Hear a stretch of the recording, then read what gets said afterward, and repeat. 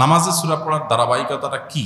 অনেকে বলে যে প্রথম রাকাতে নাকি সূরা ফাতিহা পড়ার পর যেই সূরা পড়ব দ্বিতীয় রাকাতে নাকি তার থেকে ছোট সূরা পড়তে হবে, তৃতীয় রাকাতে এবং চতুর্থ রাকাতে আবার এর থেকেও ছোট।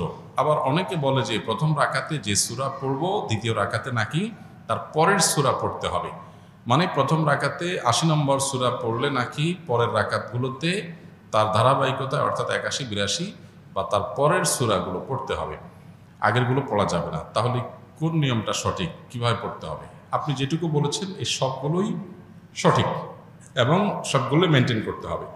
সূরা নামাজের মধ্যে সূরা ফাতিহার পর অন্য সূরা মিলানোর ক্ষেত্রে মূলনীতি বা প্রিন্সিপাল হলো যে প্রথম রাকাতের তুলনায় দ্বিতীয় রাকাতটা একটু ছোট করা সুন্নত। প্রথম রাকাতে যতটুকু কেরাত পড়বেন দ্বিতীয় রাকাতে কেরাতটা আরেকটু ছোট হবে, স্মল হবে, এটা সুন্নত।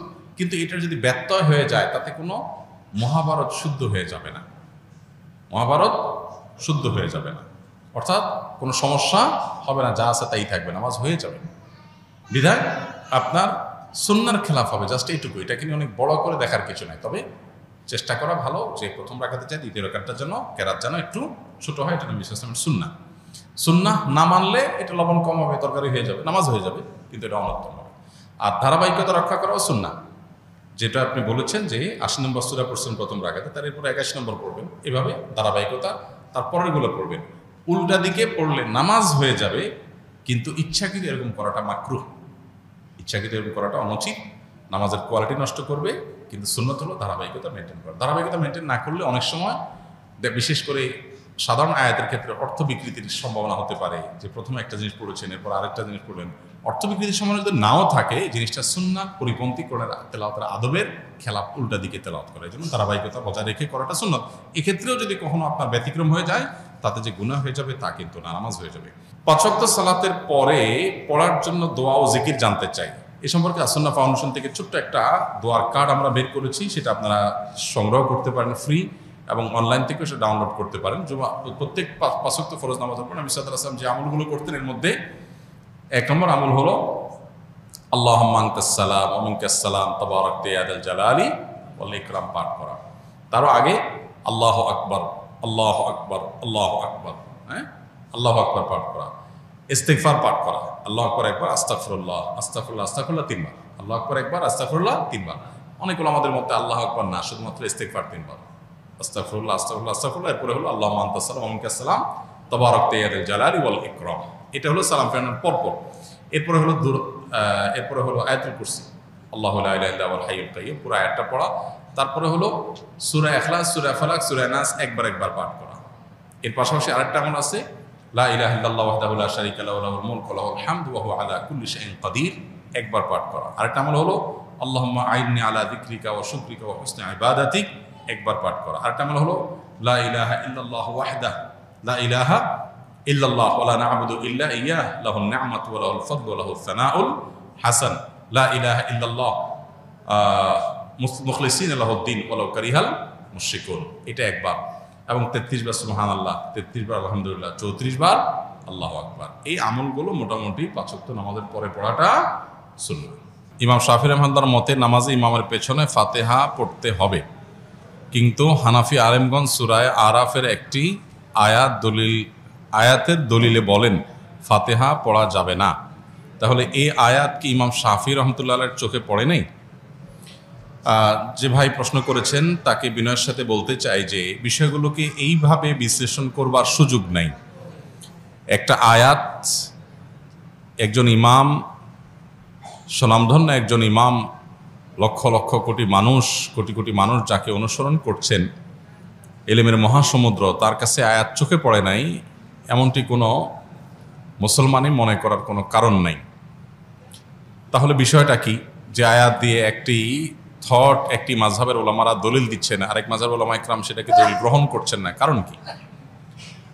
এর উত্তর হলো যে বিষয়টা ব্যাখ্যা সংক্রান্ত বিষয়। কারণ ইমাম আবু হানিফা রাহিমাহুল্লাহ এবং তার অনুসারী অন্যান্য ওলামা ইকরাম যে আয়াত দিয়ে দলিল দিচ্ছেন, এই আয়াতকে তারা যে অর্থে নিচ্ছেন, ইমাম শাফি রাহিমাহুল্লাহর কাছে ভিন্ন অর্থ, ভিন্ন ব্যাখ্যা আছে। একই কথার একাধিক ব্যাখ্যা, একাধিক অর্থ থাকে।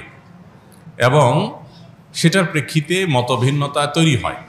এটা বোঝার জন্য সবচাইতে উত্তম হলো নবী করিম সাল্লাল্লাহু আলাইহি সাল্লাম যখন সাহাবীদেরকে একটি অভিযানে পাঠিয়েছেন এবং বলেছিলেন, তোমরা যেই অভিযানে তোমাদের পাঠানো হচ্ছে, যে গোত্রের কাছে পাঠানো হচ্ছে, সেখানে গিয়ে তোমরা আসরের নামাজ পড়বে।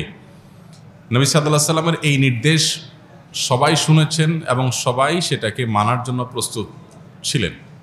প্রতিমধ্যে যখন আসরের নামাজের ওয়াক্ত যায় অবস্থা হয়ে যাচ্ছে, তখন কিছু সাহাবী নামাজ পড়ে ফেললেন, কারণ ফরজ নামাজ ওয়াক্ত চলে যাচ্ছে, তাহলে হারাম হবে, এই জন্য তারা পড়ে ফেলেছেন। আর কিছু সাহাবী তারা পড়েন নাই, তারা যথাস্থানে গিয়ে তারপরে আদায় করেছেন। এখন প্রশ্ন হলো, এই সাহাবীদের কারোর কাছে কি নবীর নির্দেশ যায় নাই? ব্যাপারটা এরকম না, উভয়ের কাছে নবীর নির্দেশ গেছে, কিন্তু তারা দুই দল দুইটা আমল করেছেন। কেন? কারণ হলো একই নির্দেশকে বোঝার ক্ষেত্রে দুইটা দল ভিন্ন ভিন্ন বুঝ তাদের আছে। লাহু ফাহমুন অতিয়াহু রাজুলুন মুসলিম, যে কোনো মুসলিম, তাকে আল্লাহ তাআলা যে বিবেক, তাকে আল্লাহ যে বুদ্ধি সেন্স দিয়েছেন, সেটা দিয়ে তিনি বুঝেছেন। এখন যে সমস্ত সাহাবীরা আসর পড়েছেন, তাদের যুক্তি ছিল যে নবী সাল্লাল্লাহু আলাইহি ওয়াসাল্লাম আমাদেরকে তাড়াতাড়ি যেতে বলেছেন যাতে আসর সেখানে গিয়ে পড়া যায়। এর মানে এইটা না যে ওয়াক্ত শেষ হয়ে গেলেও আমরা নামাজ পড়ব না। তো এই জন্য নবীজির নির্দেশের মানে হলো তাড়াতাড়ি যাওয়া, যেন আসর সেখানে যে পড়া যায়। ওয়াক্ত চলে গেলে আমাদেরকে নামাজটা আগে পড়তেই হবে, সেজন্য তারা নামাজ পড়ে ফেলেছেন।